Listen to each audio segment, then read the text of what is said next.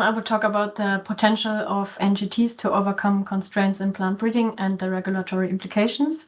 And the results were also published 2 weeks ago as a preprint. And the review is about the differences between genetic changes that occur in conventional plant breeding and those induced using the tools of new genomic techniques, NGTs, for example, the CRISPR-Cas9 gene scissor. I try to summarize the main findings of the review in this presentation now, and I will start with an comparison of the mode of action, so how the double-strand breaks are introduced and how they are detected and repaired. And on the left, the double-strand breaks are introduced spontaneously or non-targeted via random mutagenesis, using, for example, radiation or chemicals, which are also used in conventional breeding. On the right, double-strand breaks are introduced using the gene scissor CRISPR-Cas, which introduced this double-strand break in an enzymatic reaction. The enzyme in this case is the nuclease Cas9, and the substrate is the DNA. Therefore, the gene scissors, like CRISPR-Cas, are also called recombinant enzymatic mutagens, the tools of NGTs. In the next step, the cells recognizes the double-strand break. The repair enzymes are depicted here as circles, and either the previous state is restored or the sequence is altered. In most cases, the repair is successful and the previous state is restored, which is framed in blue. In the case of CRISPR-Cas9, the enzyme stays bound to the cleaved ends, and this can last several hours. The detection and further processing and repair of the double-strand break is therefore delayed compared to otherwise induced or naturally occurring double-strand breaks. It is assumed that the residency of Cas9 enzyme and the delay have an impact on the subsequent repair. The repair might be therefore more error-prone. However, if the substrate, the DNA binding site, is restored by DNA repair, the enzyme CRISPR-Cas can repeatedly bind and introduce a double-strand break in the DNA. Taken together, the enzymatic process is highly effective and ultimately forces an alteration, as the enzyme interferes with the repair of the cell and can repeatedly bind and cut the DNA again, even if the DNA is restored. In the following slides, I will show how this technical potential of recombinant enzymatic mutagens can be used to overcome constraints and hurdles in conventional breeding. And in result, this can ultimately lead to novel genetic changes and combinations. In plants, there exist mechanisms and processes which allow species to adapt to changing environments, and at the same time protects them from too many mutations within the short periods of time. Conventional plant breeding takes place within this framework.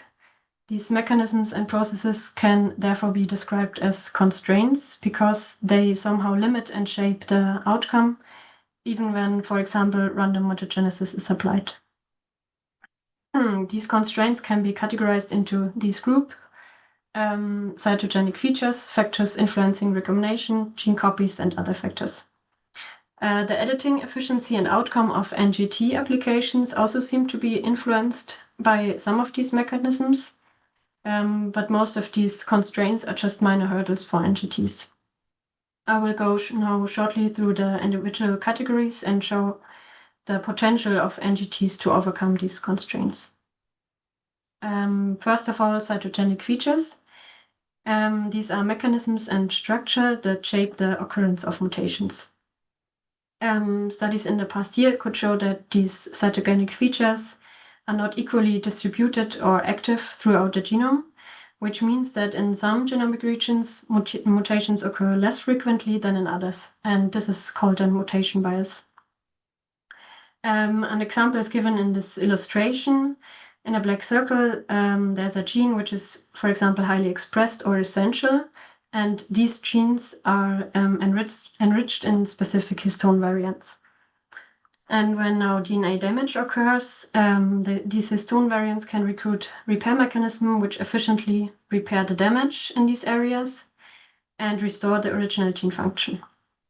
In areas where these histone variants are less frequently, Spontaneous and also non-targeted induced mutations occur more frequently, which is depicted in yellow. Interestingly, when looking at CRISPR-Cas gene scissor, there are also correlations between cytogenic features like histone variants and the likelihood that CRISPR-Cas can induce mutations. I will not go into detail here, but what is essential is that there are contrary results. Some histone variants that normally prevent DNA mutation are positively correlated with CRISPR-Cas-induced mutations. These results strongly indicate that CRISPR-Cas is able to circumvent mechanisms in the cells that may otherwise protect certain areas of the genome. And the next category are factors influencing recombination. Recombination occurs during sexual reproduction and mixes and recombines maternal and paternal genomes. In breeding, this is essential to introduce, for example, beneficial traits from one plant to the other, or separate undesirable traits, and this results in new genetic combinations. There are constraints for conventional breeding because recombination is highly regulated.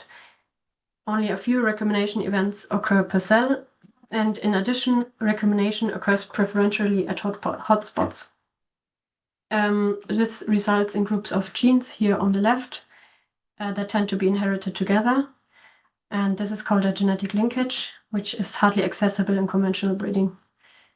In other regions, like the centromere, there occurs nearly no recombination in general. They are called cold regions, while at the same time, there are various genes are located within these regions, for example, in tomato or wheat.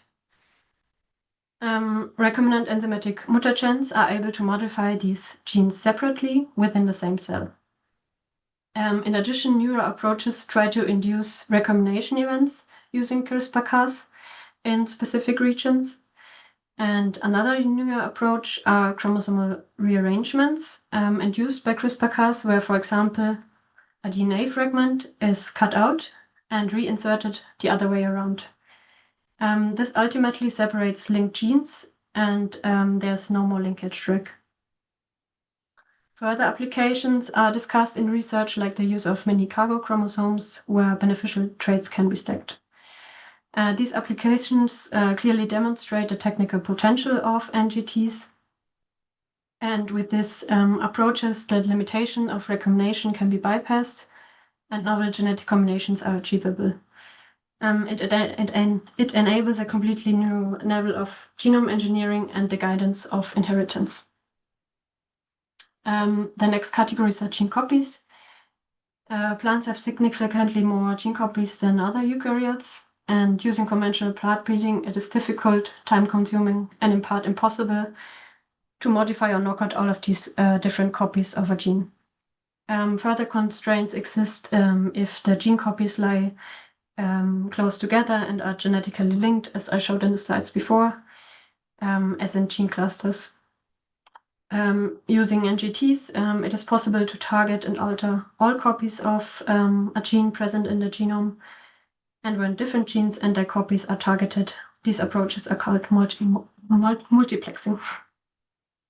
And the last category, further research may be needed to analyze further factors, elements, and mechanisms. And here's one example.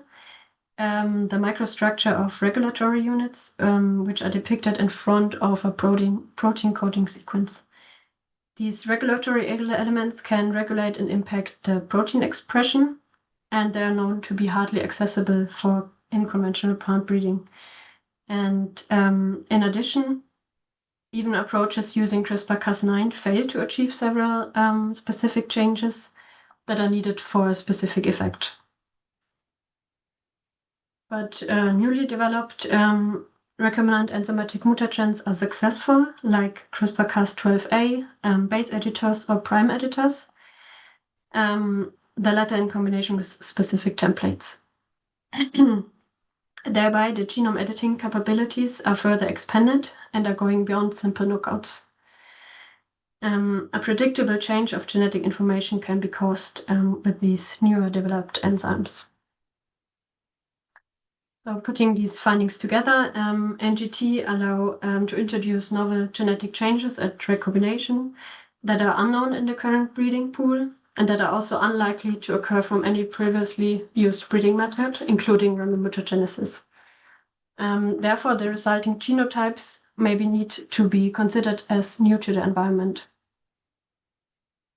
The differences become apparent even with small genetic changes introduced with NGTs, which were, for example, not achievable using random mutagenesis. When looking at more complex genetic changes, the differences become even clearer.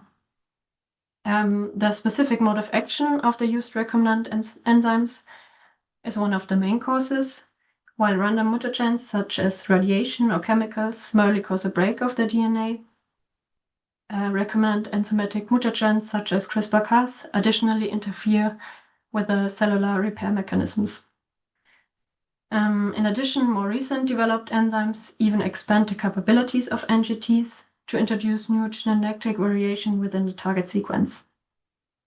Recombinant enzymatic mutagens are therefore able to induce genetic changes in genomic regions where otherwise mutations or recombinations are rarely observed.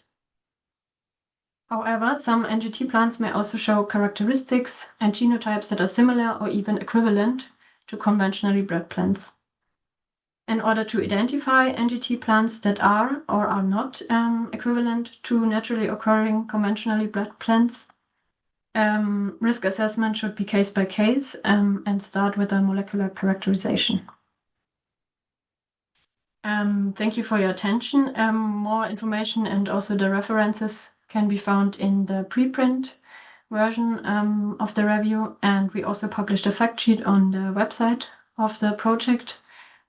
And it was now too less time to show specific examples, but in the publication you can also find a table with various examples of NGT plants, which are hardly achievable using conventional breeding, and most of these examples also have less than 20 genetic changes.